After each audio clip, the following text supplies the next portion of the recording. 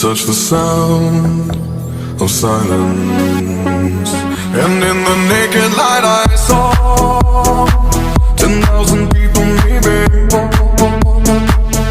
People talking without speaking, people hearing without listening, people writing songs that voices never share, and no one dared disturb the sound of silence. Fool said, you do not know. Silence like a cancer grows. Hear my words and I might teach you. Lay my arms and I might reach you. But my words, like silent raindrops, fell